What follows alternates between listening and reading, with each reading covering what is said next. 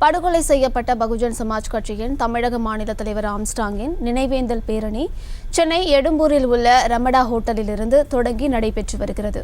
அந்த காட்சிகளை இப்போது பார்க்கலாம். படுகொலை செய்யப்பட்ட பகுஜன் சமாஜ் கட்சியின் தமிழக மாநில தலைவர் ஆம்ஸ்ட்ராங்கின் நினைவேந்தல் பேரணி சென்னை எழும்பூரில் இருக்கக்கூடிய ரமடா ஹோட்டலில் இருந்து தற்போது தொடங்கி நடைபெற்று வருகிறது. அது தொடர்பான நிரலை காட்சிகளை பார்த்து வருகிறோம். சென்னை எழும்பூரிலிருந்து நினைவேந்தல் பேரணியானது தற்போது தொடங்கவிருக்கிறது. அது தொடர்பான காட்சிகளை பார்த்து வருகிறோம். படுகொலை செய்யப்பட்ட ஆம்ஸ்ட்ராங்கின் நினைவேந்தல் பேரணியானது தற்போது சென்னையில் இருக்கக்கூடிய ரமடா ஹோட்டலில் இருந்து தொடங்கி நடைபெற்று வருகிறது. அது தொடர்பான நிரலை காட்சிகளை பார்த்து வருகிறோம்.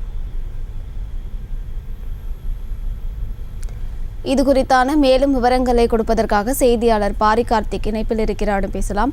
பாரி கார்த்திக், இந்த நினைவேந்தல் பேரணி தொடர்பான முழு விவரங்கள். வணக்கம். தமிழ்நாடு பகுஜன் சமாஜுடைய மாநில தலைவர் ஆம்ஸ்ட்ராங் சில நாட்களுக்கு முன்னாக படுகொலை செய்யப்பட்டார்.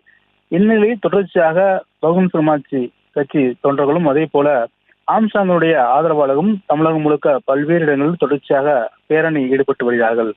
இந்நிலையில் அவருடைய மரணத்திற்கு முழுமையான காரணம் உடனடியாக விசாரித்து சொல்ல வேண்டும் என்றும், மேலும் இந்த குற்றனை பின்னணி குறித்து முழுமையாக விசாரிக்கப்பட வேண்டும் என்றும், மேலும் தற்போது கைது செய்தவர்கள் மட்டும் பார்த்தாது தொடர் விசாரணை மூலமாக அவர் மரணத்திற்கு முழுமையான காரணம் தெரிய வேண்டும். அதே போல அரசியல் ரீதியான காரணங்கள் என்ன என்பதை முழுமையாக ஆய்வு செய்ய வேண்டும் என்றும் தற்போது அவர்கள் தொடர்ச்சியாக கோரிக்கை வைத்த நிலையில் தற்போது எழும்பூரில் இருக்கக்கூடிய ராஜரத்ன ஸ்டேடியத்தை நோக்கி அவர்கள் பேரணி துவங்கியிருக்கிறார்கள். குறிப்பா எழும்பூர் ரவுண்டானத்திலிருந்து தொடர்ச்சியாக ஆர்ஆர் ஸ்டேடியம் வரைக்கும் இந்த பேரணியானது நடைபெற்று வருகிறது.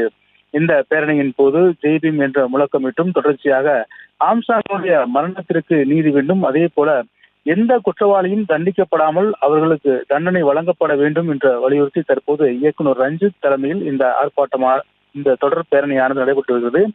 இந்த பேரணியின் நிறைவாக ஒரு கண்டன ஆர்ப்பாட்டத்தையும் ஆர்ஆர் ஸ்டேடியம் அருகே நடத்த உள்ளார்கள். தொடர்ச்சியாக இங்கே பகுஜன் கட்சியுடைய கட்சி தொண்டர்களும் அதே போல ஆம்ஸ்ட்ராங்கினுடைய ஆதரவாளர்களும் என தொடர்ச்சியாக இந்த ஆர்ப்பாட்டத்தில் ஈடுபட்டு வருகிறார்கள். கிட்டத்தட்ட 1000க்கும் மேற்பட்டு இந்த பேரணியாக வந்து தொடர்ச்சியாக இந்த கொலைக்கு நீதி வேண்டும், அதே போல குற்றவாளிகளை முழுமையாக விசாரித்து இது அரசியல் கொலையாக இருக்க வாய்ப்பு இருக்கிறது, எனவே தொடர்ச்சியாக அந்த கோணத்திலையும் விசாரிக்க வேண்டும் என்றும் ஜெய்பீம் என்ற முழக்கமிட்டமாறு தொடர்ச்சியாக அவர்கள் இந்த பேரணியில் ஈடுபட்டு வருகிறார்கள்.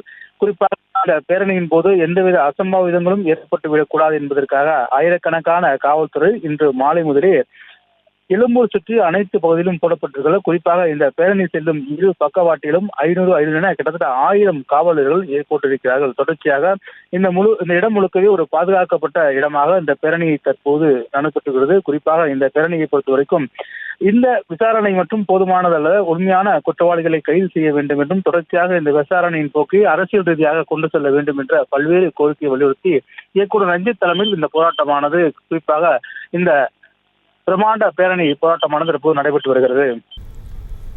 விவரங்களை வழங்கியமைக்கு நன்றி பாரி கார்த்திக். செய்திகளை உடனுக்குடனும் துல்லியமாகவும் தெரிந்து கொள்ள சப்ஸ்கிரைப் பண்ணுங்க.